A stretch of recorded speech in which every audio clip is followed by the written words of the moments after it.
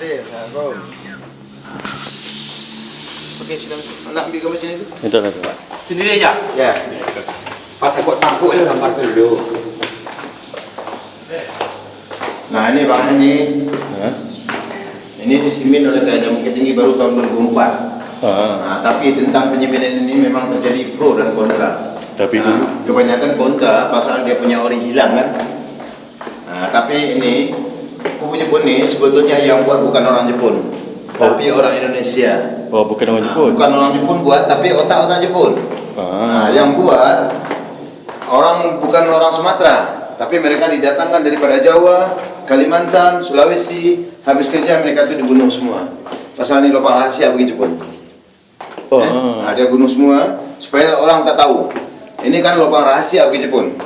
Jadi kubu Jepun ini dia buat tahun 42 sampai 45 itu baru diketahui sama masyarakat Bukit Tinggi ada lubang di sini. Itu baru tahun 46. 1 tahun setelah Indonesia merdeka. Jadi semenjak tahun 46 sampai 85 ini dibiarkan aja. Ini baru resmi jadi tembak pelancong 11 Maret 86. Oh, dalamnya sejuk Dalamnya sejuk. Pasal dalamnya terdapat 6 buah ventilation tempat keluar masuk udara. Termasuk ini 1 masuk udara kan. Di bawah ada lagi 5 lagi. Nah, kubu Jepun ini yang dijadikan tembak pelancong sekarang ini dia punya total keseluruhan dia punya panjang ada 1470 meter. Tapi yang kita jalani jalan utamanya aja itu ada lebih kurang 300 meter. Pasal dalamnya terdapat 21 bilik-bilik atau tempat simpan-simpan senjata dulunya. Nah, ini Bang, ini kalau kita ambil miring tangga di atas, ini posisi kita sekarang ini berada di bawah tanah ke dalam 64 meter.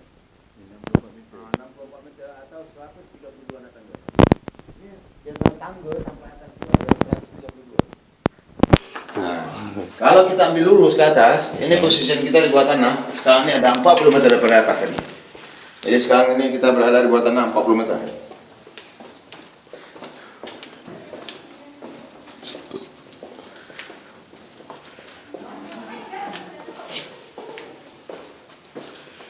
Sejuk dalam ni. Ya, pasal dalam ni ada 6 buah ventilation.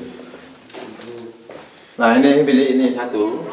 Ini 1 sampai ujung tu ada 6. Itu dulu yang dipergunakan Jepun sebagai tempat simpan senjata dulunya. Nah, jadi sampai ujung kita tengok buntu. Kalau kita belok kiri, itu 2 jalur seperti ini juga. Menghubungkan antara lubang pertama, kedua sampai 6. Jadi ini ada 2 jalur. Nah, di antara yang 6 bilik senjata ini, Kerajaan Bukit Tinggi nantinya bilik yang kedua ini nak dijadikan sebagai mini teater. Nak buat mini teater sini. Oh, ini Kalau mini siap, teater. kita bisa tonton film dokumenter sini nanti. Oh, sini.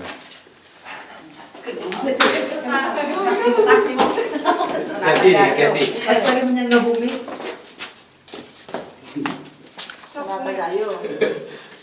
Aduh.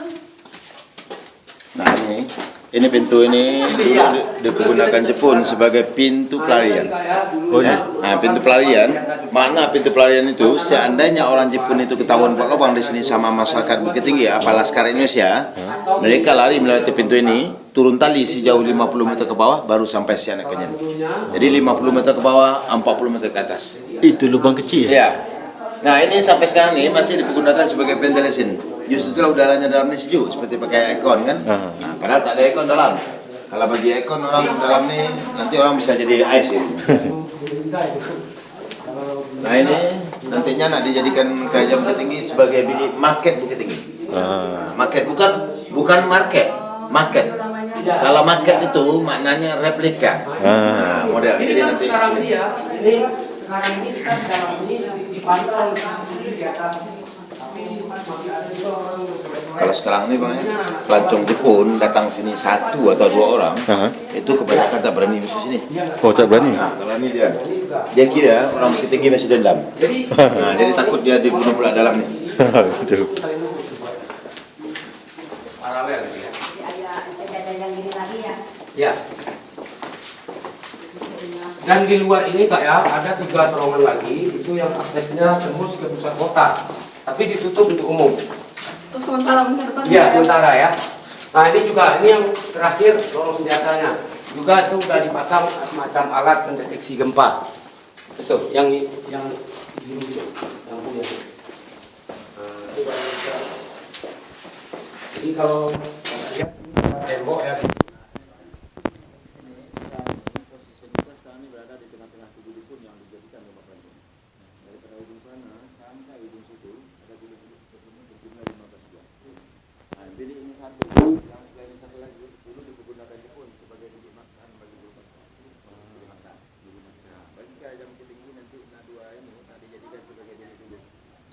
Pelancong yang penat boleh dengan sini. Ada satu buah bilik digunakan sebagai bilik meeting, lebihnya digunakan sebagai bilik tidur bagi Jepun.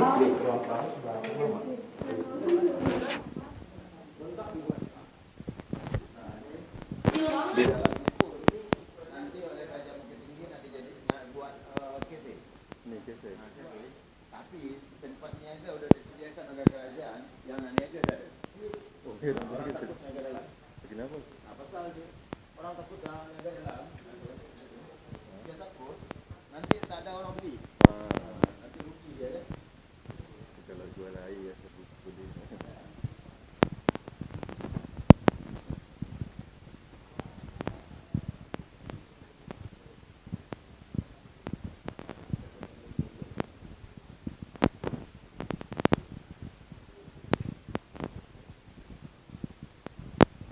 Dari mana? Dari Jakarta.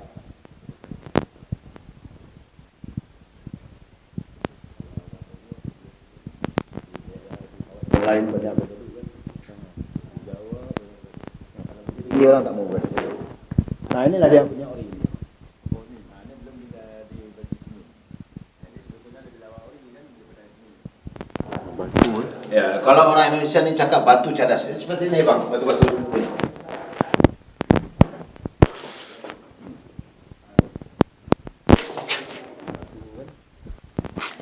Batu-batu dia tu.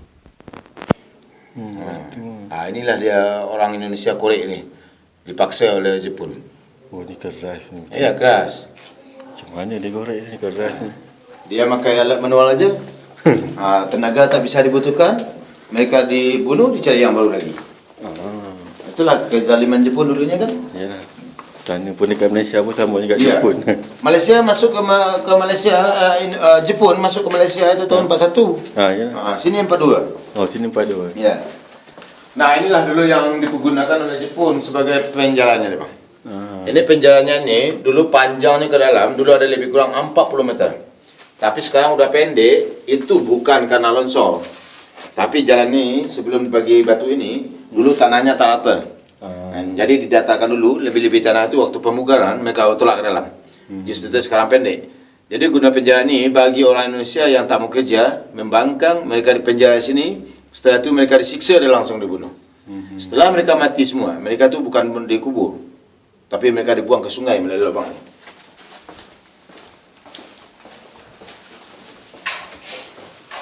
Nah ini lubang bawah ini gunanya sebagai tempat pembuangan mayat bagi orang Indonesia, tapi mayatnya tak tinggal di sini seperti lubang buaya yang ada di Jakarta. Ini buat jalannya aja ke sungai. Nah kalau lubang ini dulu besarnya dulu sama besar di atas ini. Tapi sekarang udah kecil, memang disengaja diperkecil untuk menjaga keamanan pelancong. Jadi mayat itu mereka tarik sampai di sungai baru mereka tolak dalam sungai. Kalau atas ini gunanya sebagai pengintai musuh. Seandainya ada musuh di luar, mereka naik atas, tampak jalan ke sianak kenyan. Abang tengok di sini nampak cahaya tu. Tebuk tu, dari sini, dari sini. Dari bawah ni tengok atas. Nampak cahaya tu. Nah bila ini dia cakap dapur itu sebagai tipuan aja. Malah ini dipergunakan Jepun dulunya sebagai bilik siksa. Bukan buat masak di sini, tapi bilik siksa. Jadi setelah dia siksa, dia bunuh, dibuang sini. Itulah kezaliman Jepun dulunya. Itu makanya Jepun, kalau dia datang 1-2 orang, dia takut masuk sini, takut dibunuh orang Bukit Tinggi pula. Nah, Jepun memang jahat dulu. Ya.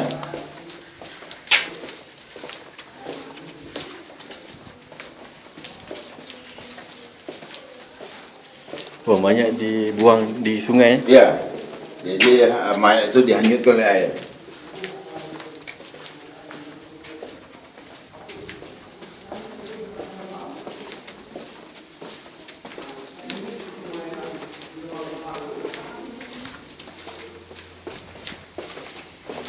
Itu kalau orang belum pernah masuk sini, dia masuk bisa sesat dalam. Asal di dalam ini simpang-simpang banyak dan bentuknya pun sama. Tak ada akses untuk tunjuk jalan, tak ada. Ini juga tebuknya ke gaung. Tempat keluar masuk udara juga. Biasalah udaranya dalamnya sejuk. Jadi berapapun banyak orang dalam ni, orang tak kekurangan oksigen.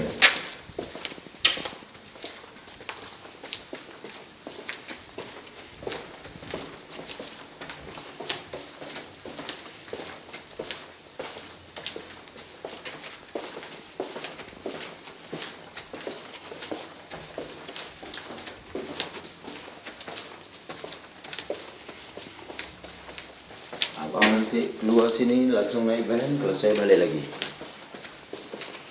Balik lagi tempat masuk tadi. Betul tak? Kalau enggak, saya balik lagi. Abang langsung keluar bawah. Van tunggu bawah ya. Nah, inilah pintu keluarnya. Ini pintu ini dulu bang ya, ini dulu digunakan Jepun sebagai pintu utama. Makna pintu utama itu tempat dia start pembuatan kubu Jepun ini, daripada sinilah dia start, baru mereka buat bilik-bilik di dalam, baru tembok ke atas tadi. Jadi dia membuat para pekerja, mengeluarkan tanahnya, membawa makanan dari sini semua.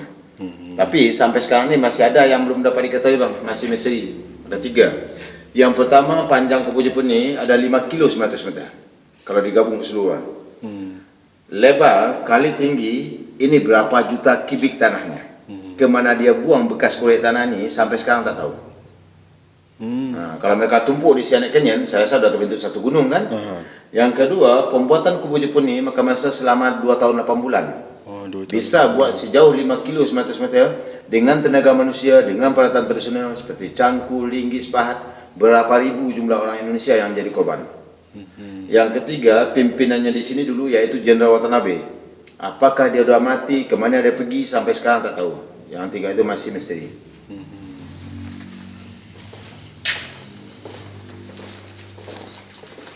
Ini nanti bang sampai di luar nanti, kalau saya boleh minta, abang tukar sama kakak ringgit ini yang bisa, pasal di sini yang 1 ringgit ini kami tukar susah. Oh susah? Kalau yang 1 ringgit. Jadi boleh abang tukar sama kakak lah. Dua nanti. Ini ada 1, 2, 3, 4, 5, 6, 7, 8. Nah ini boleh abang tukar sama kakak nanti lah. Uang besar ini susah kita tukar. Oh susah tukar? Yang 1 ringgit. Kalau ada 5 ringgit boleh. Oh macam tu.